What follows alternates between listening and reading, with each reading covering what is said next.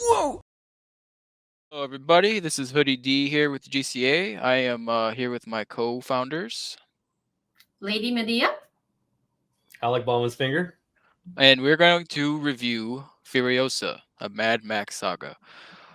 This movie is a prequel to Mad Max Fury Road, which is a damn good film. Has a lot of respect on its name. It delves into the backstory of Furiosa. She was kidnapped from her home at a very young age, probably 5 years old, 6 years old, if that.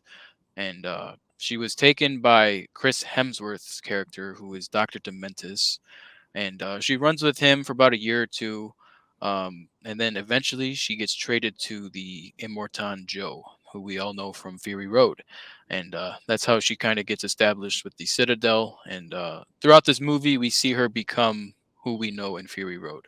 Now we're gonna get into our thoughts about the movie, a little bit of spoilers later on, and then of course our ratings at the end. So, without getting into spoilers, my initial thoughts: the action was great as always. George Miller knows how to do his action scenes.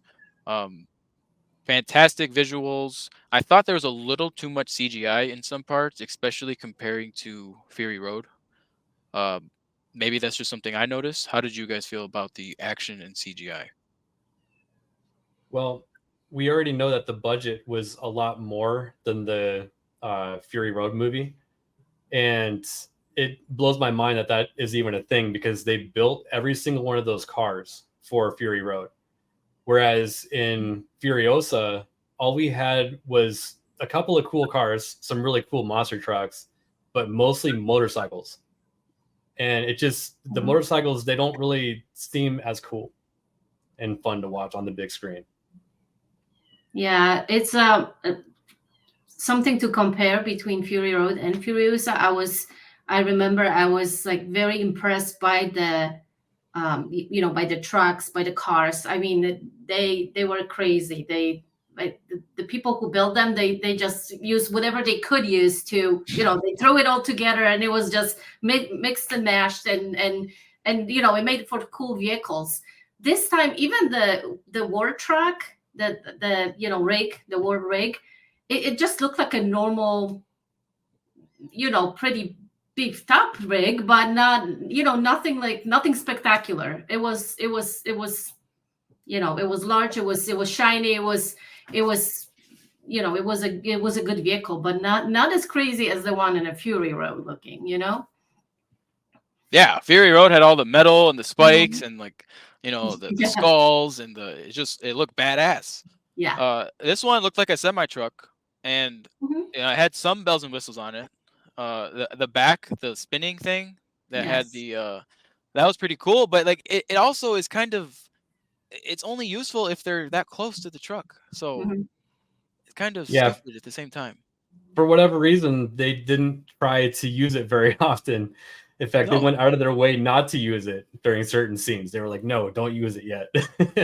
yeah, Yeah, there was like But one good scene with it. Yeah, definitely.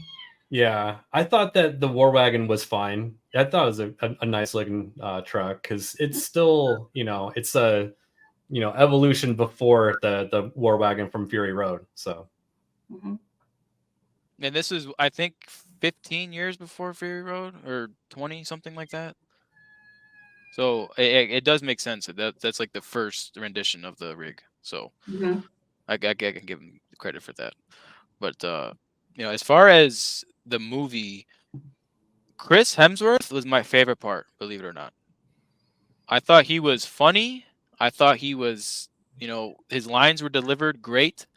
My theater was full, and every time he said something witty, or the whole theater laughed. And that's something that was not in Fury Road. There was no comedy in Fury Road. It was very like serious, and this movie they kind of did a little more, comedic relief with Chris Hemsworth, and I thought it worked. How did you guys feel about that? I liked him too. I think he was probably one of my favorite characters.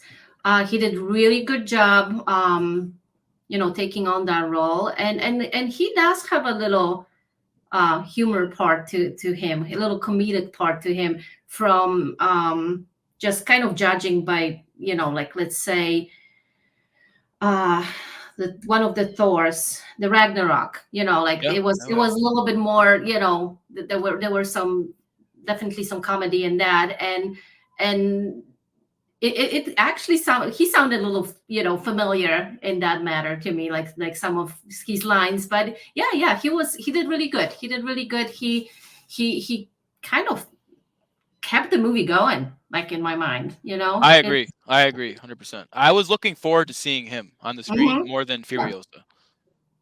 Yeah. For me, I really liked Chris Hemsworth's character, but my favorite was Praetorian Jack. I thought that Okay. he was just, calm and collected and knew what he was doing from the beginning, and like you just kind of like already had respect for him for some reason. Yeah, Just like a genuine character. I was, for Oh, some reason, comparing him to Tom Hardy all the time, and of course, yeah, me too. like, Tom Hardy was my favorite, kind of going back to Fury Road. So I couldn't help by comparing the two of them. So, um, One thing on Tom Hardy, did you mhm. guys have a preview for a Tom Hardy movie before Furiosa? Was it the biker movie? Yes. Yes. Sorry, I just wanted to throw that in there because I think that's funny that we're reminded that Tom Hardy is not in the movie Yeah. by seeing him before Yeah, the movie. Yeah. So yeah. Yeah. No, it's for me, I just don't care about Furiosa's character or background. There's Mhm. no interest for me there. So going into this movie, I was just wanting the high octane action. I wanted to hear V8s. I wanted to see, fire. I don't care about Furiosa's story. Do you guys? I felt like maybe just putting a little short kind of introductory part, kind of like first 10 minutes of the movie, kind of to kind of let us know, where she come from. But she was there for, as a child, for the big chunk of the movie. It was a huge story, to first, I don't know, 40-45 minutes of the movie. It was all about her as a child, and I thought it was a little bit too long, too much information. Really, we didn't need that much. We didn't need that long of the introduction to her character. That's a great point because Mhm. I checked my watch just because I was like, wow, I feel like we're spending a lot of time with this young Furiosa who's Mhm. only like 5 or 6 years old. And, the marketing for this movie, everywhere I go on social media, I see Anya Taylor Joy. Like, this is her movie. She's the star of the movie. And I'm not saying she wasn't, but for 40 minutes, you don't see her at all. Mhm. And when you do see her, she's covered up because she's trying to look like a boy the whole time. She doesn't want to be, known that she's a girl because as we know with Immortan Joe, the females, especially the healthy females, they become breeders. So she didn't want that life, and we saw it towards the end of the movie. She became who she is in Fury Road. But I agree, they spent too much time on her backstory, and especially that first 40 minutes of the movie. Besides Chris Hemsworth, it dragged for me. Mhm. Yeah. yeah, she was probably the worst part of the movie and she was supposed to be the main character. I just was more interested in every other character except her, personally. And even later on, she had, like, what, 3 lines that she said. She wasn't really, you know she wasn't talking too much. She wasn't, of course, she was going after the revenge, for, death of her mom. But yeah, she was the girl of few words, that's for sure. Yeah, I didn't expect her to talk much just because she Mhm. doesn't in Fury Road, and that's kind of the character. But besides that, it's just you don't have to have a whole 2.5 hour movie about this character, and then the last hour of the movie is about a struggle between the Citadel and Chris Hemsworth's character, Doctor Dementis. Mhm. What happens is about an hour into the movie, Chris Hemsworth's character, Doctor Dementis, finds out about the Citadel, and he goes there tries to take over, ends up negotiating with Immortan Joe, gives Furiosa to Immortan Joe, and in return, he is able to run Gastown.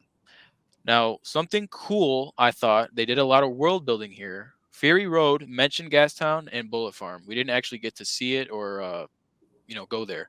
This movie though, you go there multiple times to each place, and I thought that was well done.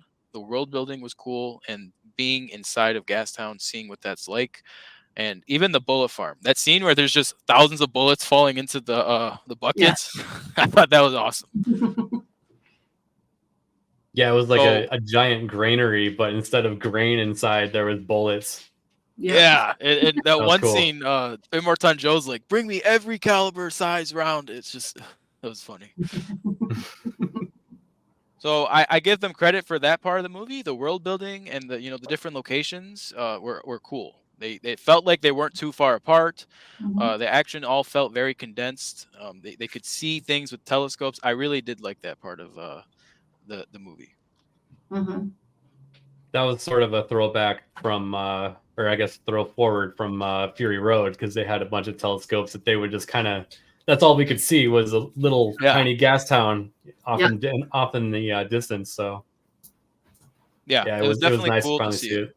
Exactly. Mhm. And the I would have preferred if somehow this movie was a sequel to Fury Road with Mad Max, Tom Hardy. Do you guys think we're ever going to get that? I would No, hope so. I don't think we are, based on this movie's performance at the box office right now. Mm. It's not looking to track well. It cost 180 million, estimated between 180 million to 233 million dollars. That's insane for this kind of movie. well, to make a proper sequel to Fury Road, you would have to come up with an entirely new antagonist, because at the end of Fury Road, everyone was like happy and had all the water and stuff again. Yeah. So there'd have to be some sort of conflict to lose the Citadel again. Yeah. Which there's, yeah, I mean, it would be nice to, and the possibilities are endless. There could be that they would have to really think it through though, and then introduce somebody who, you know, who could replace the Dr. Dementis and Immortan Joe, and come up with a whole new plot, which could happen. I mean, it would just have to be, like I said, really executed and thought well, and chosen well, just to spark people's interest again. Yeah. Well, in summary, I think that if you liked Fury Road, for the most part, you will enjoy this, and that's mainly for the action scenes, the cars, the as ABF mentioned here, there was some really cool monster truck scenes where they're just running shit over and plowing through gates and stuff. That stuff's all awesome and badass. The plot, though, it's not all that. I don't give this movie a very good rating for the plot. So my overall rating for this movie is going to be a 6.5. I wanted to give it a 7, but the first 40 minutes kind of dragged for me, and the plot didn't really interest me. But the action and the Chris Hemsworth made it up for me. So that's why I'm staying kind of high, giving it a 6.5. What do you guys say?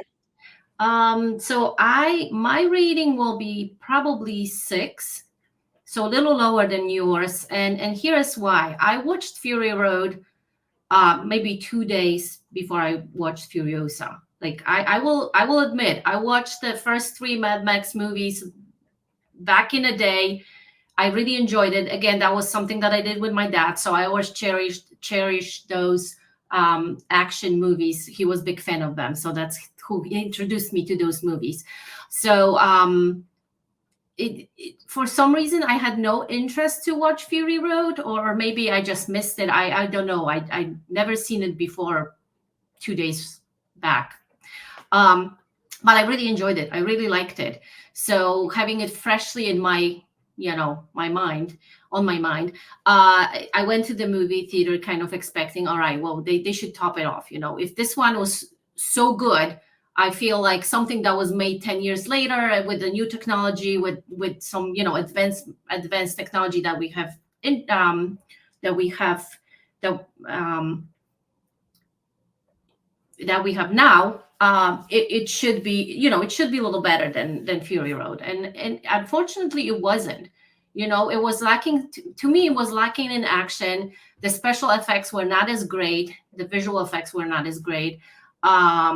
The vehicles, like I said, I was disappointed in vehicles. Like they, it didn't feel like they put too much work into them. A lot of motorcycles as opposed to the trucks and then cars um, and both together. That was all, like I said, mix and mash in Fury Road. So that was definitely not as good as Fury Road in Furiosa. And then just character, I really didn't care for her, whether the little girl or a little older young woman.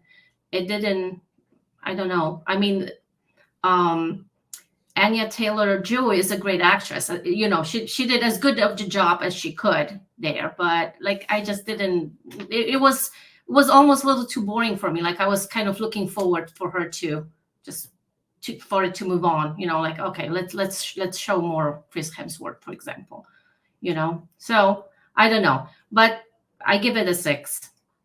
Okay. I would also give it a 6, but I'm gonna explain my rating scale. Mm-hmm. I'm giving it a 6 out of 10 as a standalone movie, but as a Mad Max movie, I give it a 4 because it did not have Mad Max in it. Mm-hmm. And I gave it a 7 out of 10 because I do like the vehicles that I did see. I thought the War Wagon was fine. I like the pursuit vehicle.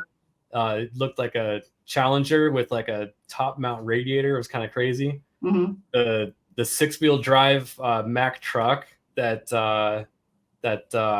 Chris Hemsworth was driving around in, that thing was badass, and it sounded awesome too. It was just like a big bore V8 is what they swapped into that Mack truck. It was awesome. But yeah, I wouldn't pay for the movie. I would either go to the high seas for it or wait till it's on streaming. Okay. All right. Well, Right. there you have it, folks. We're gonna leave it up to you. If you have seen the movie, please leave a comment below. Let us know what you thought of the movie. We're always curious to see what people think. So please let us know. And we thank you for watching this video here. Thank you so much, and join us for our next one. See you later.